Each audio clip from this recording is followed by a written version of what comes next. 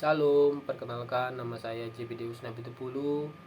Saya mahasiswa UKRIM dari Prodi Musik Gereja dengan NIM 2312101069. Di sini saya akan menceritakan sejarah komposer musik yaitu Joseph Haydn dari era zaman barok sampai dengan zaman musik klasik. Zaman Haydn Joseph Haydn lahir pada tanggal 31 Maret 1732 di Rohrau, sebuah desa kecil di Austria Hilir. Dia adalah anak kedua dari 11 bersaudara dalam keluarga buruh tani.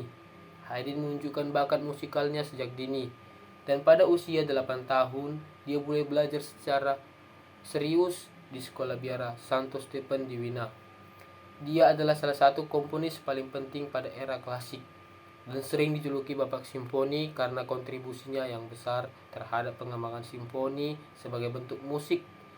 Haydn juga merupakan tokoh kunci dalam pengembangan kuartet gesek. Dia bekerja sebagai musisi di istana keluarga Esterhazy di Austria selama sebagian besar hidupnya, di mana dia menciptakan banyak karya terkenalnya. Pada tahun-tahun terakhir hidupnya, ia tinggal di Wina, di mana ia terlibat dalam kehidupan musik yang aktif dan menjadi salah satu komponis paling terkenal di Eropa. Awal karirnya pada tahun 1740-an, Haydn bergabung dengan paduan suara katedral Santo Stephen di Wina, di mana dia belajar harmoni, kontrapun, dan teknik komposisi dari Georgi Rutter. Dia juga mulai mengembangkan keterampilan bermain biola, instrumen yang kemudian menjadi sangat penting dalam karirnya. Pada awal karirnya, Haydn bekerja sebagai musisi lepas di Wina, melakukan berbagai pekerjaan musik seperti mengajar, tampil di katedral, dan mengisi acara musik swasta. Karir di istana Esterhazy pada tahun 1761, Haydn dipekerjakan oleh keluarga Esterhazy, sebuah keluarga bangsawan Hungaria yang memiliki istana di Estensten dan kemudian di Esterhazy. Posisi ini sangat penting dalam karir Haydn karena dia menjadi musisi istana dan direktur musik utama.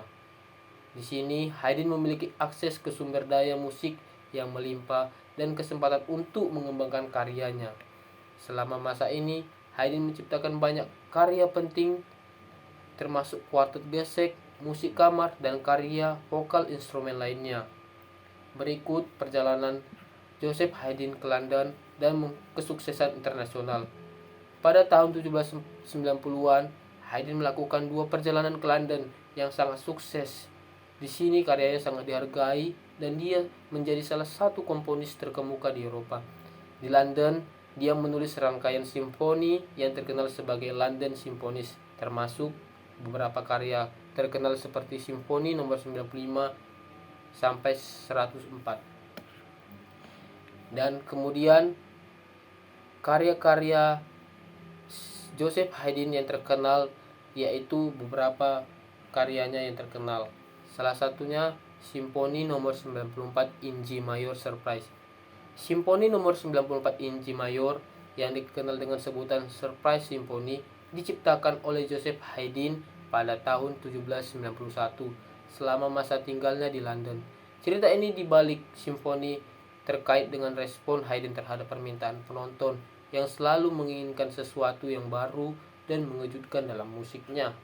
Pada saat itu, konser musik di London sangat populer dan Haydn menghadapi tekanan untuk terus menciptakan karya-karya baru yang menghibur. Untuk simfoni nomor 94 yang pertama kali dipentaskan pada 23 Maret 1792 di London, Haydn memasukkan elemen kejutan yang tidak terduga dalam pergerakan kedua simfoni tersebut. Cerita yang terkenal terjadi dalam pergerakan kedua simfoni ini atau andante, di mana bagian yang tenang secara tiba-tiba diikuti oleh serangan kuat dari seluruh orkestra yang seringkali disebut sebagai kejutan. Ini ditunjukkan untuk membangunkan atau memancing reaksi dari penonton yang mungkin kelelahan atau terlena dalam pertunjukan. Simfoni nomor 94 ini jadi salah satu karya paling terkenal dari Joseph Haydn dan mencerminkan kejeniusannya dalam menggabungkan elemen humor dan kejutan dalam musik orkestranya. Berikut video cuplikan dari Simfoni nomor 94 in G Major.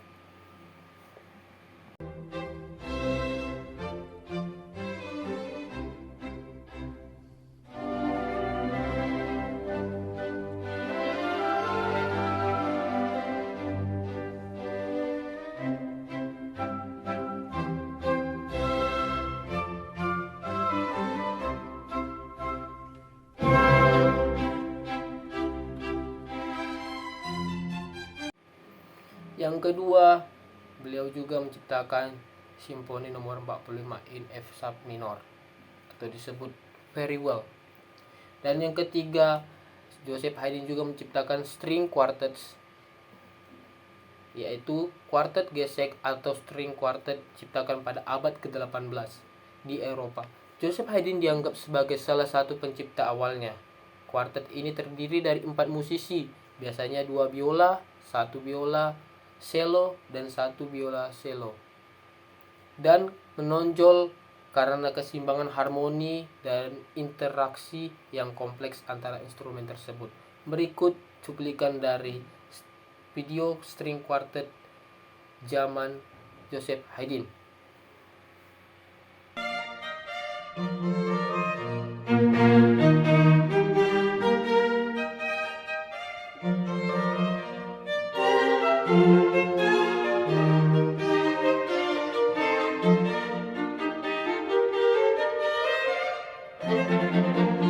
Kita masuk pada karya Joseph Haydn yang keempat, yaitu The Creation di Schöpfung.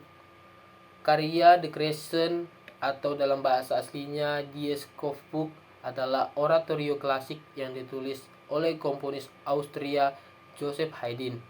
Oratorio ini pertama kali dipentaskan di Wina pada tahun 1798. Haydn terinspirasi oleh karya-karya besar seperti Messiah, karya Handel, dan Creation, karya Telemann, serta teks dari Alkitab dan puisi Milton, Paradise Lost.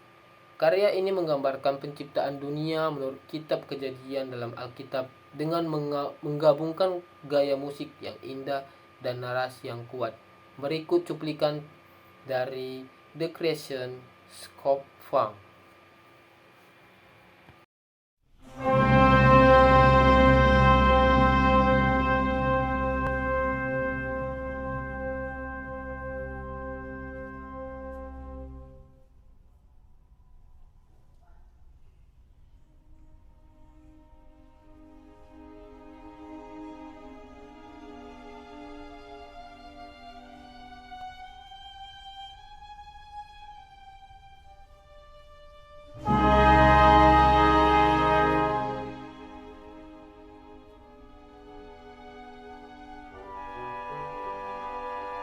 Kemudian kita masuk ke karya yang kelima, yaitu The Season.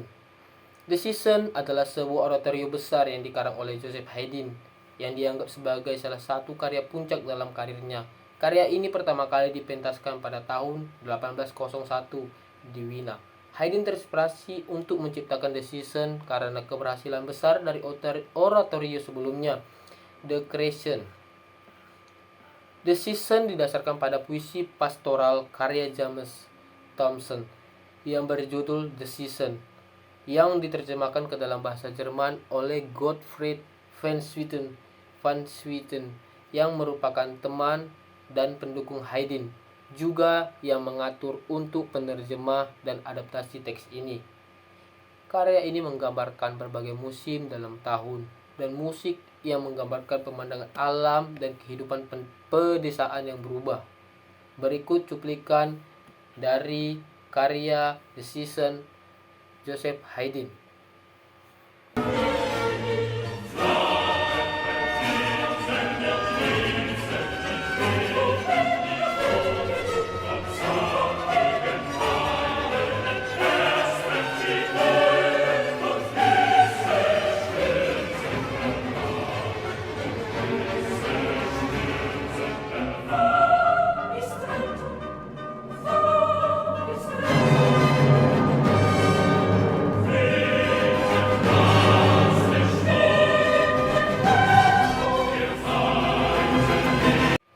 Yang keenam, kita masuk yaitu karya terakhir, karya terkenal dari Joseph Haydn, yaitu Piano Sonata. Haydn juga menulis banyak sonata untuk piano yang indah, meskipun karyanya untuk piano kurang terkenal dibandingkan dengan Mozart dan Beethoven. Karya-karya Haydn memiliki pengaruh yang besar terhadap perkembangan musik klasik, dan gayanya yang inovatif dan eksperimental telah mengilhami banyak komponis setelahnya. Dan di sini kita akan membahas pengaruh terhadap komponis-komponis berikutnya. Pengaruh Haydn terhadap komponis-komponis berikutnya seperti Mozart dan Beethoven sangat besar. Mozart mengagumi Haydn secara pribadi dan profesional, sementara Beethoven menghormati Haydn sebagai mentor dan tokoh yang mempengaruhi gaya musiknya. Haydn memberikan kontribusi yang signifikan terhadap pengembangan simfoni, kuartet gesek, sonata, dan bentuk musik lainnya yang menjadi ciri khas era klasik. Dan kita akan masuk sejarah hidup dan akhirnya hidup Joseph Haydn. Joseph Haydn meninggal dunia pada tanggal 31 Mei 1809 di Wina, Austria, karena serangan jantung yang kemungkinan dipicu oleh peristiwa-peristiwa seputar penyerbuan Napoleon ke Wina pada tahun yang sama.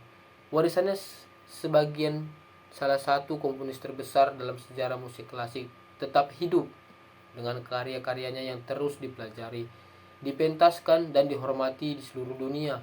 Haydn dianggap sebagai bapak simfoni karena kontribusinya yang monumental terhadap pengembangan simfoni sebagai bentuk musik, serta sebagai salah satu inovator utama dalam pengembangan kuartet gesek dan musik kamar lainnya.